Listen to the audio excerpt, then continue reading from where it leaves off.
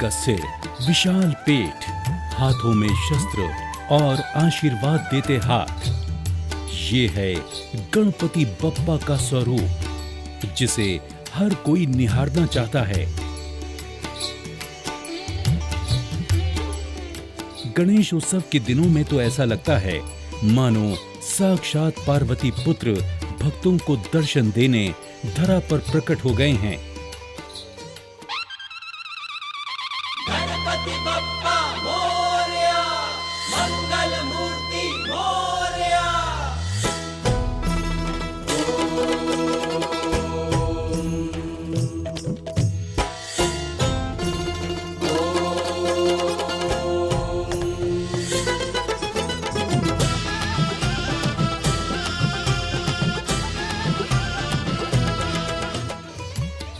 गणेश विसर्जन गणेश उत्सव का एक अभिन्न अंग है, जिसके बिना गणेश उत्सव पूर्ण नहीं होता। इसके अंतर्गत गणेश जी की प्रतिमा को गणेश चतुर्थी के दिन स्थापित किया जाता है और अनंत चतुर्दशी को उसी गणेश प्रतिमा के विसर्जन के साथ इस गणेश उत्सव का समापन होता है। लगभग हर वो व्यक्ति ये भी जानता है कि गणेश चतुर्थी को स्थापित की जाने वाली गणपति प्रतिमा को 11वें दिन यानी अनंत चतुर्दशी के दिन किसी बहती नदी, तालाब या समुद्र में विसर्जित भी किया जाता है। लेकिन बहुत कम लोग इस बात को जानते हैं कि आखिर गणपति विसर्जन क्यों किया जाता है। गणपति विसर्जन के संदर्भ में अलग-अलग लोगों और राज्यों में मान्यताएं भी अलग-अलग हैं। गणेश विसर्जन क्यों किया जाता है, इसके पीछे क्या कथा है, ये तो हम आपको बताएंगे ही, पर आइए उससे पहले आपके लिए ये जानना भी जरूरी है।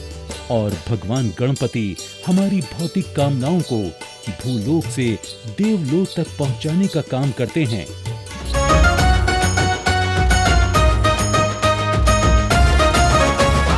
देवा रे देवा गणपति बाबा, देवा रे देवा गणपति बाबा, देवा रे देवा गणपति बाबा, देवा रे देवा गणपति बाबा। तेरी सूरत सबसे निराली, तू है प्रभु अंतर्यामी।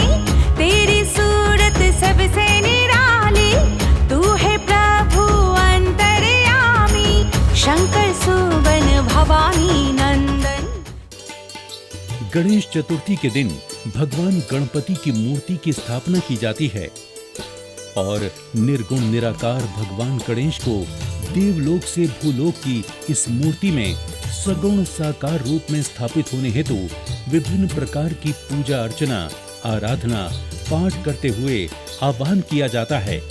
और ये माना जाता है कि भगवान गणपति गणेश चतुर्थी से अनंत चतुर्दशी तक सगुण साकार रूप में इसी मूर्ति में स्थापित रहते हैं, जिसे गणपति उत्सव के रूप में मनाया जाता है। चार भुजाधारी, मस्तक सिंदूरी, रूप निराला, है मूषक वाहन तेरो, तू ही जग का रखवाला। ऐसी मान्यता है कि इस गणपति उत्सव के दौरान लोग अपनी जिस किसी भी इच्छा की पूर्ति करवाना चाहते हैं, वो अपनी इच्छाएं भगवान गणपति के कानों में कह देते हैं।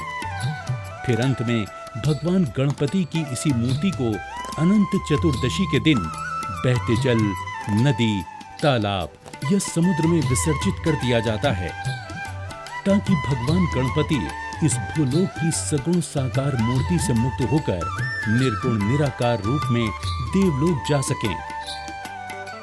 मंदिर का अंधियारा, तेरे नाम से हो उजियारा। तेरे नाम की ज्योत जली तो मन में बहती सुख धारा। तेरो सुमिरन हर पूजन में सबसे पहले फलदायक। जय गणपति वंदन गणनायक। आइए अब आपको बताते हैं गणेश विसर्जन के पीछे की कथा। धार्मिक ग्रंथों के अनुसार श्री वेदव्यास ने गणेश चतुर्थी से महाभारत कथा श्री गणेश को लगातार 10 दिनों तक सुनाई थी, जिसे श्री गणेश जी ने अक्षर शुरू लिखा था। 10 दिनों के बाद जब वेदव्यास जी ने आंखें खोली तो पाया कि 10 दिन की अथक मेहनत के बाद गणेश जी का तापमान बहुत बढ़ चुका है। तुरंत ही वेदव्यास जी ने गणेश जी को निकट के सरोवर में ले जाकर ठंडे पानी से स्नान कराया था। इसीलिए माना जाता है कि गणेश स्थापना कर चतुर्दशी को उनको शीतल किया जाता है।